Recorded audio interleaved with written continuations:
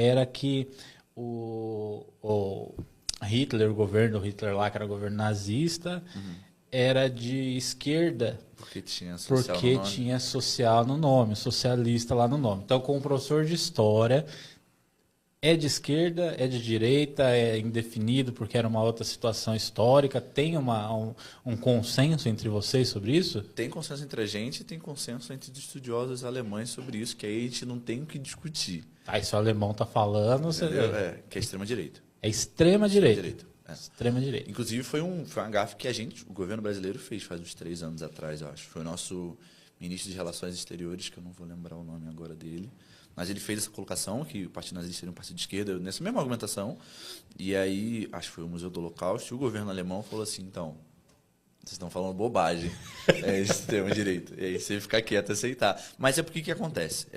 Isso é um debate muito doido também. É porque as palavras, com o tempo, elas ganham outros significados. A gente sabe muito bem disso, né? Às vezes um termo que a gente falava há 40 anos atrás, às vezes não tinha o significado que ele tem hoje, porque, enfim, ele vai sendo ressignificado, vai tendo implicações, enfim, grupos sociais vão se apropriando, tem várias coisas. E o socialismo, o termo socialismo, no começo do século XIX em geral, começo do século XX, ele era um termo meio genérico, vamos ser bem sinceros, era um termo muito genérico, assim. Um monte de gente entrava como socialista.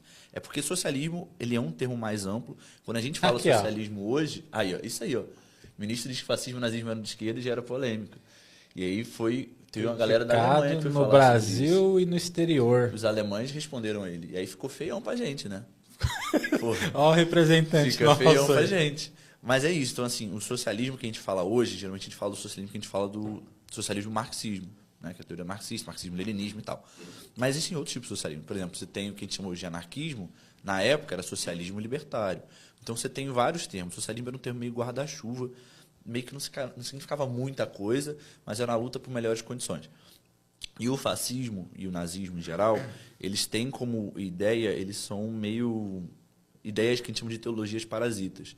Eles grudam nas ideologias populares da época, porque é onde tem um anseio popular, e ele vai desvirtuando dali, né? Então, por exemplo, hoje talvez ele não entrasse já, né? Hoje o fascismo, por exemplo, não entra mais dentro de grupos socialistas, ele entra em outros grupos mais populistas, não que eu odeio esse termo, grupos mais populares, ele entra mais voltado para a área de comunicação em massa, voltado para a internet, ele caminha por outros lugares. Na época, não, né? Então, na Alemanha, ele caminhou dentro das ideias socialistas, assim como na Itália ele caminhou dentro das ideias socialistas, mas ele não é socialista.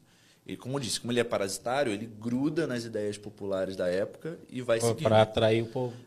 E assim, e ter o nome não significa muita coisa. Muita coisa se chama com um nome parecido com outra e não é. Então, assim, não quer dizer nada. A gente vê nos partidos políticos aqui, né? Se for analisar os partidos políticos, você vê muita coisa e fala, mano, não faz o menor sentido. Faz nenhum, exatamente. Então é de extrema direita e ponto final. Extrema direita, ponto final. Então é isso. Então você aí de casa, ó, você tem o tiozão do Zap aí que fica mandando essas abobrinhas, já manda esse corte para ele. Ou se você é a pessoa que fica falando essas abobrinhas aí, já melhore, por favor.